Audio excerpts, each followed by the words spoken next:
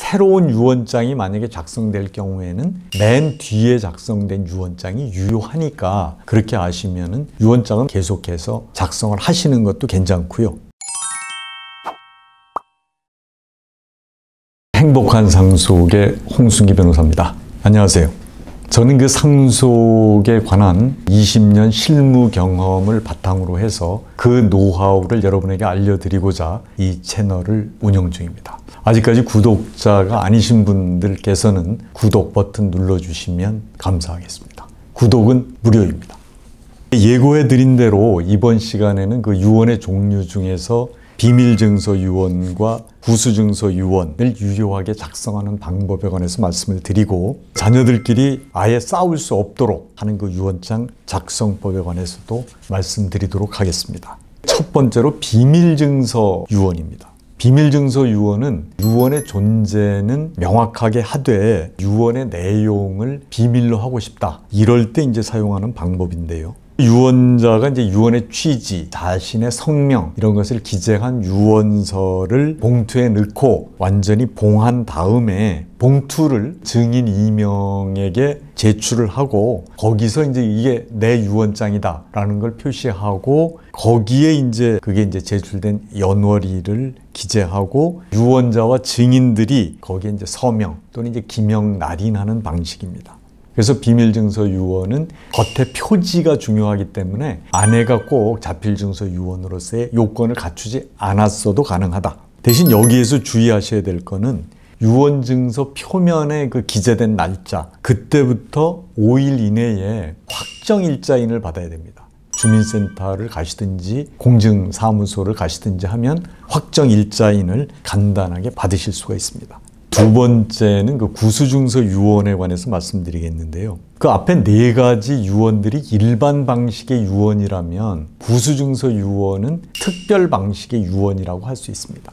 이 구수증서 유언은 뭐냐면 질병, 기타 급박한 사정으로 인해서 앞에 일반 방식의 유언을 할 수 없는 경우에 사용하는 유언입니다.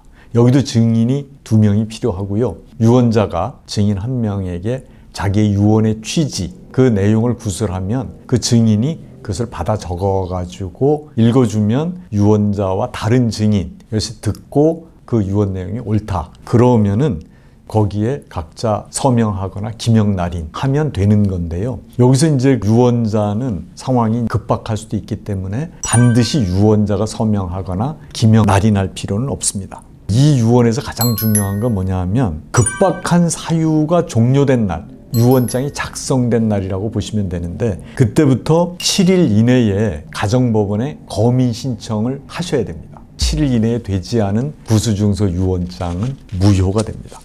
이제 자녀들끼리 아예 싸울 수 없도록 하는 유언장 작성법에 관해서 말씀드리겠습니다. 그러니까 유언이라는 것이 한번 하고 난 뒤에 언제든지 철회를 하실 수 있는데요. 만약에 유언장을 잘못 작성했다, 또는 유언장을 작성하고 난 이후에 유언하려던 부동산이나 현금 등의 변화가 있다, 이럴 경우에는 언제든지 이전의 유언을 철회할 수 있습니다.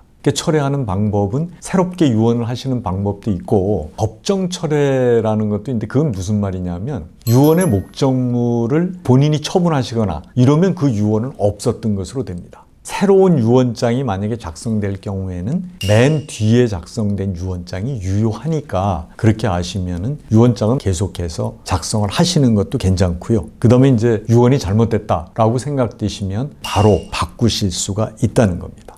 그리고 이제 유류분하고도 이제 유언이 관계가 있어서 유언을 하실 때는 자녀들끼리 어떻게 하면 싸우지 않을 수 있게 만들 수 있냐, 그 부분을 고민하셔야 됩니다. 그러려면 미리 생전에 내가 어떤 자녀한테 뭘 줬는지 이런 거를 계산하시고, 또 하나는 제가 유류분에서 말씀드렸듯이 유류분의 재산을 계산할 때는 돌아가실 때의 시가로 계산이 되니까 이전에 준 재산이라도 내가 사망할 시점의 가격이 어느 정도가 되느냐를 판단을 하시면 어느 자녀한테 내가 더 줘야 될지 이제 이런 거를 계산하실 수가 있는 거죠.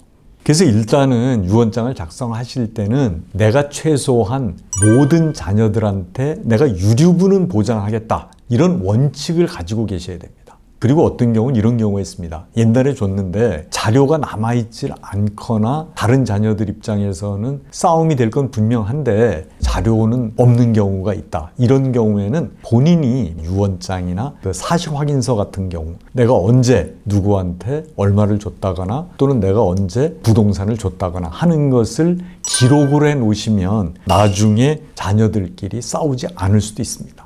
왜냐하면 자기들 입장에서는 받은 거를 안 받았다고 하거나 받은 걸 가지고 이제 와서 뭐 시가 계산이 잘못됐다고 하거나 이러기가 어려울 수 있기 때문입니다. 그래서 이제 그렇게 하시면 자녀들끼리 싸울 수 없도록 하는 그러한 방법은 된다. 그리고 또 하나는 증여 플랜을 오랜 기간 동안 가동을 하시면, 그러면 상당한 기간 동안에 나눠서 증여를 하실 경우에는 세금도 절약이 되고 자녀들도 미리 받아서 자기 명의로 된 부동산이나 재산을 늘릴 방법도 있고, 이걸 플랜을 잘 짜시면 자녀들끼리 결국은 아예 싸울 수 없도록 하는 그러한 방법이 될 수가 있습니다. 이 영상이 유익하셨다면 구독, 좋아요 부탁드리겠습니다. 다음 시간에는 상속에서 유류분 다음으로 민감하고 분쟁도 많이 생기는 기여분에 관해서 여러분에게 말씀을 드리도록 하겠습니다. 감사합니다.